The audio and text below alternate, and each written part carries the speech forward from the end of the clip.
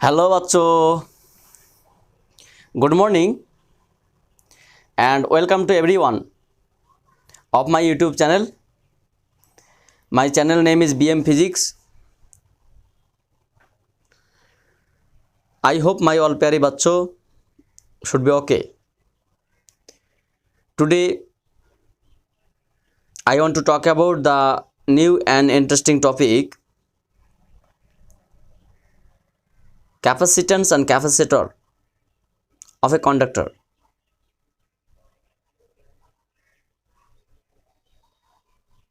And this is the lecture number 2 in this chapter. যাই হোক, আজকে আমরা ধারকত্ব অধ্যায়ে ধারকত্ব সম্পর্কে বিশেষ কিছু তথ্য তোমাদের সামনে তুলে ধরার চেষ্টা করব। তোমরা সেই সমস্ত বিষয়গুলোর দিকে একটু লক্ষ্য রাখো। এটা তোমাদের লেকচার নাম্বার 2। আমরা গত লাস্ট লেকচার নাম্বার 1-এ ধারকত্ব কাকে বলে, ধারকত্বের গাণিতিক রূপ এবং ধারকত্বের যে জিনিসটাকে ধারকত্ব বলা হয় সেই ধারকত্বের একক সম্পর্কে জেনেছিলাম। এবং সেই ধারকত্বের একক বোঝাতে গিয়ে আমরা তার রেসপেক্টে চার্জ, কারেন্ট, রেজিস্ট্যান্স, ভোল্টেজ, আরও কিছু বিষয় আছে, ইন্ডাকট্যান্স আমরা বলতে পারি, হ্যাঁ তোমার হচ্ছে গিয়ে রেজিস্টিভিটি বলতে পারি, কন্ডাক্টিভিটি বলতে পারি, আরও কিছু ইনফরমেশন আছে। সেই সমস্ত বিষয়গুলোর আমরা একক কিছুটা লেখার চেষ্টা করেছি, এটাকে যতটুকু হেল্প করতে কাজে লাগে। তো যাই হোক, আমরা এখন সেই ধারকত্বের সম্পর্ক দেখব, মাত্রা দেখব, রাশি দেখব, আর কোনো পরিবাহী ধারকত্ব কোন কোন বিষয়ের উপর নির্ভর করে সেই সমস্ত বিষয়গুলো দেখার চেষ্টা করব। তো আজকের আলোচনার যে কি পয়েন্ট, সেই কি পয়েন্টটা কি? আজকের আলোচনার কি পয়েন্ট হচ্ছে গিয়ে কি পয়েন্ট অফ দ্য লেকচার, আজকের আলোচনার যে কি পয়েন্ট সেটা হচ্ছে গিয়ে ইউনিটের পরে যে রিলেশন আছে সেই রিলেশন, তারপরে মাত্রা, তারপরে হচ্ছে কি তোমার রাশি, আর কোন কোন বিষয়ের উপর নির্ভর করে। তাহলে কি পয়েন্টের দিক থেকে আমরা বলতে পারি, ফার্স্ট পয়েন্ট আমরা এখন যেটা দেখব,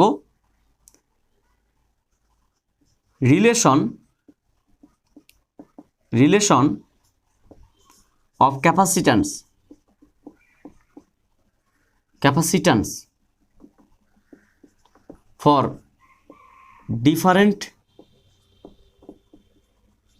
different ইউনিটস। বিভিন্ন এককে ধারকত্বের সম্পর্ক, বিভিন্ন এককে ধারকত্বের সম্পর্ক। তারপর আমরা দেখব ডাইমেনশন বা মাত্রা। তারপরে আমরা দেখব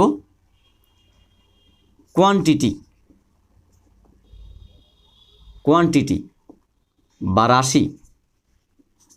আমরা দেখব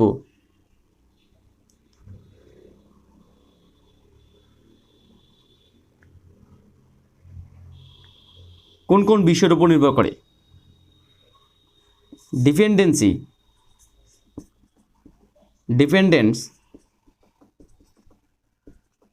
of different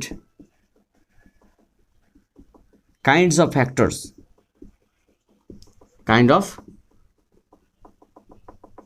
কোন কোন বিষয়ের উপর নির্ভর করে সেই সমস্ত বিষয়গুলো আমরা দেখব। তো যাই হোক, আমরা ফার্স্ট যে টপিকটা আলোচনার সেটা শুরু করব, relation of capacitance for different unit. ভিন্ন এককে ধারকত্বের যে সম্পর্ক, সেই সম্পর্কগুলো আমরা দেখার চেষ্টা করব। প্রথমত আমরা যেটা দেখব, ধারকত্বের এসআই একক এবং সিজিএস এককের মধ্যে সম্পর্ক কি। যেমন আমরা জানি আধানের এসআই একক এবং সিজিএস এককের সম্পর্ক কি, 1 coulomb is equals two 3 × 10⁹ stat coulomb. Similarly 1 volt is equals two 1/300 stat volt. ঠিক একই রকমভাবে 1 ফ্যারাড সমান কত স্ট্যাট ফ্যারাড, সেই বিষয়টাকে আমরা প্রথম উপস্থাপন করব। তাহলে আমরা কি লিখতে পারি, the relation between SI and ESU or CGS system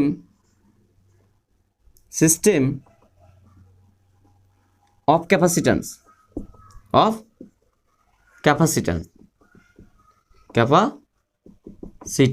ধারকত্বের CGS এবং এসআই এর মধ্যে যে সম্পর্ক সেই সম্পর্কটা দেখব। আমরা জানি এসআই পদ্ধতিতে ধারকত্বের একক কি? ফ্যারাড। 1 ফ্যারাড সমান আমরা কি লিখতে পারি? 1 ফ্যারাড সমান আমরা লিখতে পারি 1 কুলম বাই, তার আগে একটা জিনিস লিখি, যেহেতু আমরা জানি C is equals to Q by V, or that means in SI system capacitance is 1 farad is equals to 1 coulomb by 1 volt। আমরা কি জানি 1 কুলম সমান কত স্ট্যাট কুলম? 3 × 10⁹ stat coulomb. ঠিক সিমিলারলি 1 ভোল্ট সমান কত stat volt? 1/300 stat volt. So we can write 9 × 10⁻11 stat coulomb by stat volt। আমরা জানি স্ট্যাট কুলম বা স্ট্যাট ভোল্টকে কি বলা হয়? Stat farad. তাহলে ধারকত্বের এসআই এবং সিজিএসতে ধারকত্বের সম্পর্ক কি? 1 farad is equals to 9 × 10⁻11 stat farad। 1 farad is equals to 9 × 10⁻11 stat farad। যেমনটা 1 কুলম সমান 3 × 10⁻9 stat coulomb, 1 volt equals to 1/300 stat volt. ঠিক similarly 1 farad is equals to 9 × 10⁻11 stat farad। আচ্ছা, আমরা আর কি করতে পারি এখানে? ঠিক সিমিলারলি আমরা বলতে পারি এখানে একটা সিমিলার ওয়েতে আমরা আর একটা ইউনিট করতে পারি, যেটাকে বলা যেতে পারে এসআই এর সঙ্গে SI and EMU system of unit of capacitance। SI এবং EMU সিস্টেম অফ ইউনিটে বা EMU একক পদ্ধতিতে তাদের মধ্যে রিলেশনটা কি, সেই রিলেশনটা আমরা জানবো।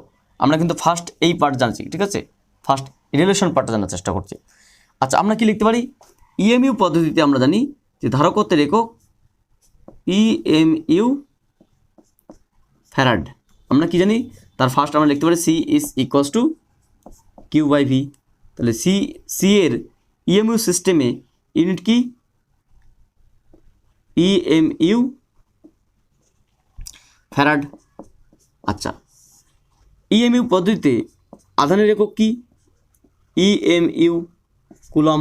ইএমইউ পদ্ধতিতে বিভবের একক কি? EMU volt. আচ্ছা, আমরা জানি 1 ইএমইউ কুলম সমান 10 কুলম, আর 1 ইএমইউ ভোল্ট সমান 10⁻⁻8 ভোল্ট।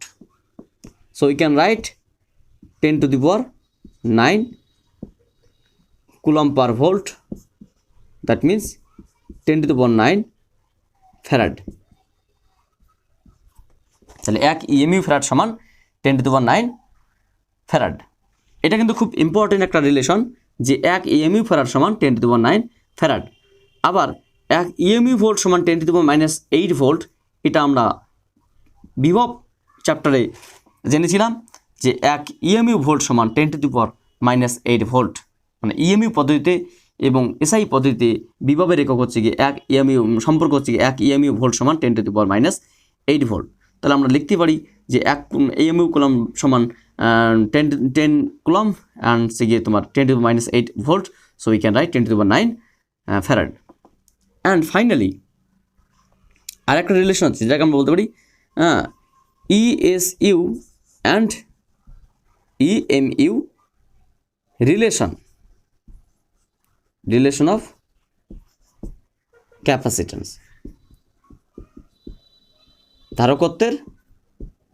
ধারকত্বের সিজিএস এবং হ্যাঁ, ইএমইউ পদ্ধতিতে সম্পর্ক। আচ্ছা, আমরা কি জানি? উই নো দ্যাট আমরা জানি C is equals to Q upon V. In EMU system ধারকত্বের একক কি, ধারকত্বকে কী বলা হয়? 1 EMU ফ্যারাড। সো 1 EMU ফ্যারাডকে আমরা যদি এসআইতে নিয়ে যাই তাহলে এটা আধানকে আমরা কী লিখতে পারি? আধানকে আমরা লিখতে পারি 1 EMU কুলম, একটু আগে লিখলাম, অ্যান্ড 1 EMU ভোল্ট। এটাকে আমরা কি লিখতে পারি? 10 coulomb by 10 to the power -8 volt is equals to 10 to the power 9 farad. আচ্ছা স্যার, একটু আগে তো এটা করলাম, এই জিনিসটাই কেন কপি করলাম? তার কারণ আমরা জানি 1 ফ্যারাড সমান 1 farad is equals two 1 farad সমান 9 10 to the power 11 stat farad. তাহলে আমরা ফ্যারাডের জায়গায় যদি আমরা এই জিনিসটাকে মাল্টিপ্লাই করি 10 to the power 9 into 9 10 to the power 11 stat farad, তাহলে ফ্যারাড সমান কত? 1 ফ্যারাড সমান 9 10 to the power 11 stat farad. So we can right 9 into 10 to the power 20 stat farad. তাহলে আমরা কি লিখতে পারি? 1 ইএমইউ ফ্যারাড সমান 9 into 10 to the power 20 stat farad. 1 EMU farad সমান হচ্ছে গিয়ে কত? 9 10 to the power 20 stat farad. তো যাই হোক, এইটা হচ্ছে তোমাদের এই সেই এককের ভিন্ন পদ্ধতিতে সম্পর্ক। ঠিক আছে, এগুলো একটু মাথায় রাখা উচিত যদি কখনো কখনো লাগে, কারণ বিশেষ করে এগুলো তোমাদের নিট বা একটু কম্পিটিটিভ এক্সামে এই বিষয়গুলো একটু বেশি লাগে। ঠিক আছে, ইউনিট ট্রান্সফারের ক্ষেত্রে। তো তারপরে আমরা কি দেখব? ডাইমেনশন। তাহলে ইউনিটটা আমরা দেখলাম, ইউনিট দেখলাম, তার রিলেশন দেখলাম। এবার আমরা কি দেখব? ডাইমেনশন। এটা একটু তোমরা দেখে নাও, আমরা নেক্সট ডাইমেনশনটা স্টার্ট করছি। ঠিক আছে, আচ্ছা আশা করি সবাই বুঝতে পারছো, সেরকম কিছু নেই এখানে, না বোঝার মতো কিছু নেই। নেক্সট পার্ট আমাদের যেটা আছে ডাইমেনশন। সো ডাইমেনশন আমরা কি লিখতে পারি? যে dimension of capacitance, dimension of capacitance, ধারকত্বের মাত্রা আমরা কি লিখতে পারি?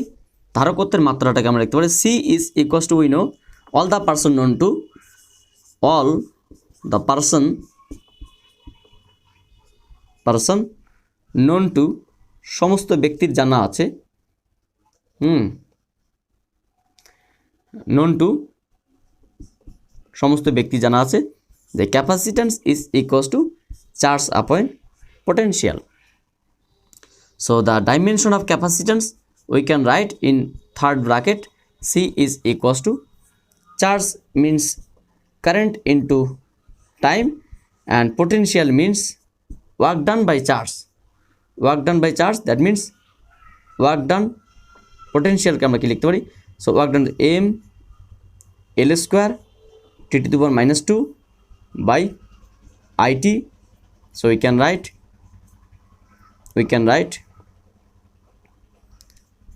I square t square by m L square t to the power -2, t to the power -2. So we can write m inverse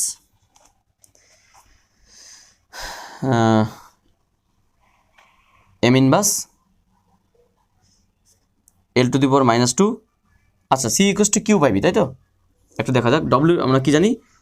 potential V is equals to W by Q, that means M L square T to the power -2 by IT, that means M L square T to the power -3 I inverse. এই মানটা যদি আমরা এখানে বসিয়ে দেই তাহলে আমরা কি পাবো? একবারে লিখতে পারি, অসুবিধা নেই। আমরা এখান থেকে লিখতে পারি, এখান থেকে M inverse L to the power -2 t to the power 4 and I square. This is the dimension of capacitance. ধারকত্বের মাত্রা কি? C equals to Q by V, Q means IT, V means M L square t to the power -3 I inverse। এবার উপরে তো IT আছে, আমরা এইভাবেও করতে পারি, কিংবা এটাকে আমরা আলাদা করে কি W by Q এই মানটা বসিয়ে উল্টে দিলাম I square T square m L square t to the power -2, এটা উপরে গিয়ে কি আসলো? m inverse L to the power -2 t to the power 4 and I square। ঠিক আছে, তো ধারকত্বের হচ্ছে তোমার ডাইমেনশন। এখান থেকে আমরা ইউনিট লিখতে পারি। ঠিক আছে, এখান থেকে আমরা চাইলে ইউনিট লিখতে পারি, একক, এই ডাইমেনশন থেকে। We can write the unit in with the help of dimension. তার ধারকত্বের ডাইমেনশন আমরা কি পেলাম? আমরা জানি ধারকত্বের ডাইমেনশন হচ্ছে কি তোমার C is equals to C, ধারকত্বের dimension C is equals to M inverse L to the power -2 T to the power 4 and I square. তাহলে এখান থেকে আমরা যদি ইউনিট লিখি, তাহলে ইউনিটগুলো আমরা কী কী লিখতে পারবো? ইউনিটগুলো আমরা লিখতে পারবো ইন সিজিএস সিস্টেমে, সিজিএস সিস্টেমে আমরা এটাকে লিখতে পারি, সিজিএস সিস্টেমে আমরা এটাকে লিখতে পারি gram inverse semi inverse 2 second to the power 4 and stat ampere to the power 2। এসআইতে আমরা কি লিখতে পারি? এসআইতে আমরা এটাকে লিখতে পারি যে KG inverse metre to the power -2 second to the power 4 and ampere to the power 2। ইএমইউতে আমরা কি লিখতে পারি? ইএমইউতে আমরা লিখতে পারি গ্রাম ইনভার্স, ইএমইউ মানে কি one type of CGS, gram inverse semi inverse 2 second to the power 4 and EMU ampere, EMU ampere to the power 2। ঠিক আছে, এই পার্টটা দরকার হয় না, বুঝতে পারলে? এই পার্টটা দরকার পড়ে না, এই দুটো পার্ট মনে রাখলে হবে। আমাদের এই ইউনিটটা দরকারই নেই। ঠিক আছে, ইউনিট আমরা এখান থেকে লিখতে পারি চাইলে অ্যাকর্ডিং টু দ্য ডাইমেনশন। তারপর আমরা কী দেখবো? Quantity, quantity, quantity of capacitance, ধারকত্বের রাশি।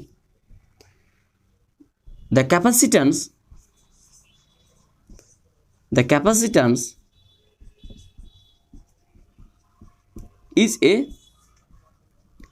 scalar quantity, scalar quantity, since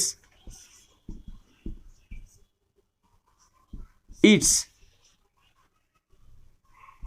just value present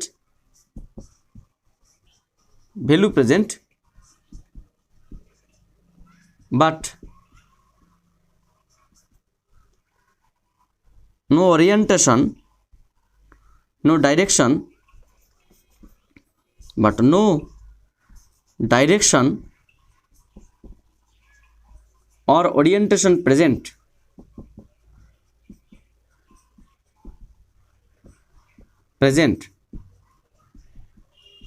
at a time.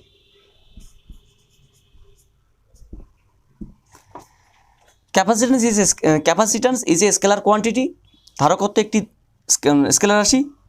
Since যেহেতু ইটস জাস্ট ভ্যালু প্রেজেন্ট, যার শুধুমাত্র এর মান আছে, but no direction or orientation present at a time, কিন্তু একই সময় তার দিক বা অভিমুখ থাকে না, শুধুমাত্র তার মান থাকে কিন্তু দিক বা অভিমুখ থাকে না, তাই এটা একটা স্কেলার কোয়ান্টিটি।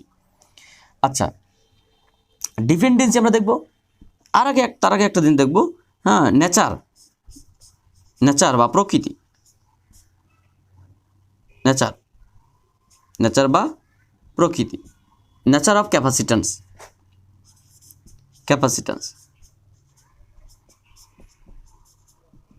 ধারকত্ব প্রকৃতি। The capacitance, the nature of capacitance is always positive. The nature of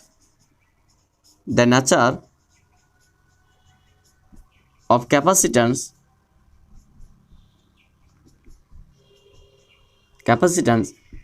is always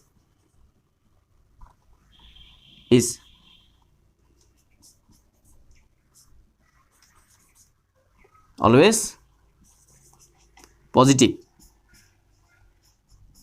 তার মানে কি? পজিটিভ। ধারকত্ব সর্বদাই পজিটিভ হয়। ঠিক আছে, ধারকত্বের মান সর্বদাই পজিটিভ হয়। The value of the nature of capacitance or the value of capacitance is always positive. তাহলে ধারকত্বের মান সর্বদাই ধনাত্মকই হয়, এটা আমাদের জানতে হবে। আচ্ছা, এরপরে dependency of different kinds of factors, এটা একটা পার্ট রয়েছে। তার আগে আর একটা ছোট্ট বিষয় আছে আমাদের। ধারকত্ব খুব ছোট মানের রাশি হওয়ায়, মানে ধারকত্বের মান খুব ক্ষুদ্র হওয়ায়, ধারকত্বের কোনো পদার্থের ক্ষেত্রে ধারকত্বের মান খুব ক্ষুদ্র হয় ধারকত্বকে আমরা কতগুলো ক্ষুদ্র ক্ষুদ্র এককে প্রকাশ করব। হ্যাঁ, যেমন আমরা জানি যে 1 microfarad is equals to 10⁻⁻6 farad. ম্যাক্সিমামে আমরা ফ্যারাড না, ফ্যারাড 1 ফ্যারাড মানে অনেক বড়, 1 ফ্যারাড আধান অনেকটাই বড়, 1 ফ্যারাড ধারকত্ব অনেক বড়, ঠিক আছে। কিন্তু সেটাকে আমরা কি মাইক্রোফ্যারাডে প্রকাশ করব। ক্ষুদ্র ধারকত্বের কোনো পদার্থের ক্ষেত্রে ধারকত্বের মান খুব ক্ষুদ্র হয়, তাই এটাকে মাইক্রোফ্যারাডে প্রকাশ করব। কখনো কখনো এটাকে আমরা ন্যানোফ্যারাডেও প্রকাশ করতে পারি, 10⁻⁹ ফ্যারাড, এবং স্পেশালি এটাকে আমরা বেশিরভাগ সময় হয় মাইক্রোফ্যারাড, না হলে এটাকে আমরা পিকোফ্যারাডে প্রকাশ করব। পিকোফ্যারাড ইজ ইকুয়ালস টু 10⁻12 ফ্যারাড। এই সমস্ত ইউনিটগুলো আমাদের একটু ট্রান্সফার মনে রাখতে হবে, কারণ এগুলো আমাদের কাজে লাগবে। তো যাই হোক, আজকে আমাদের এই লেকচার নাম্বার 2তে আমরা কোয়ান্টিটি সম্পর্কে জানলাম, কোয়ান্টিটি পর্যন্ত জানলাম। আমরা পরবর্তী লেকচার নাম্বার 3তে dependency of different kind of factors of capacitance, ধারকত্বের আমরা মানে কোন কোন বিষয়ের উপর নির্ভর করে সেগুলো জানবো, এবং তারপরে একটা গলীয় পরিবাহী ধারকত্ব কীরূপভাবে পরিবর্তিত হয় বা কীরূপ হয় সেটা আমরা জানবো। So thank you for watching my video and wait for my next class.